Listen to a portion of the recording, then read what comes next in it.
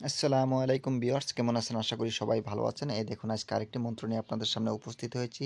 এই মন্ত্রটি হচ্ছে বান কাটার মন্ত্র। যত ধরনের বানই করুক কেন, করলে এই মন্ত্রের সাহায্যে আপনারা কিন্তু সাথে সাথে নিমিষেই কেটে ফেলতে পারবেন। যত ধরনের কুফরি বানও যদি আপনার উপরে চালায়, তাও কিন্তু আপনারা নিমিষেই কেটে ফেলতে পারবেন। কিভাবে কাটবেন সেটাও আমি বলবো বিস্তারিতভাবে। ভিডিওটি স্কিপ করবেন না, স্কিপ করলে কোনো কিছুই বুঝতে পারবেন না। আর হ্যাঁ, আপনারা যদি নতুন হয়ে থাকেন তাহলে অবশ্যই আমার এই চ্যানেলটি সাবস্ক্রাইব করে এই চ্যানেলের সাথে থাকুন। আপনারা অনেক কিছুই জানতে পারবেন এবং কি শিখতে পারবেন। ভালো করে খেয়াল করেন, ভিডিওটা স্কিপ না করে দেখতে থাকুন। আমি মন্ত্রগুলো পড়ে শোনাচ্ছি। আর না হলে আপনারা স্ক্রিনশট মেনে নেন, আর যদি পাশে খাতা কলম থাকে তাহলে লিখে নেন, ঠিক আছে?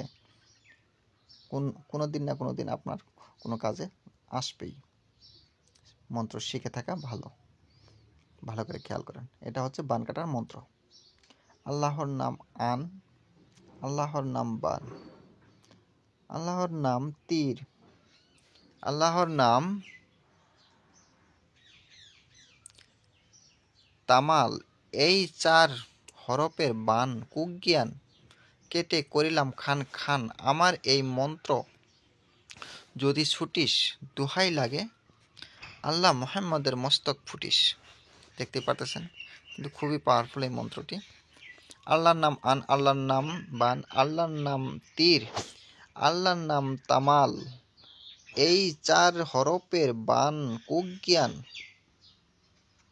কেটে করলাম খান খান। ঠিক আছে? আমার এই মন্ত্র যদি ছুটিস, দোহাই লাগে আল্লাহ মুহাম্মদের মস্তক ফুটিস। আমি আবারও বলতেছি, ভালো করে খেয়াল করেন। এই মন্ত্রটি হচ্ছে আল্লাহর নাম আন, আল্লাহর নাম বান, আল্লাহর নাম তীর, আল্লাহর নাম তামাল।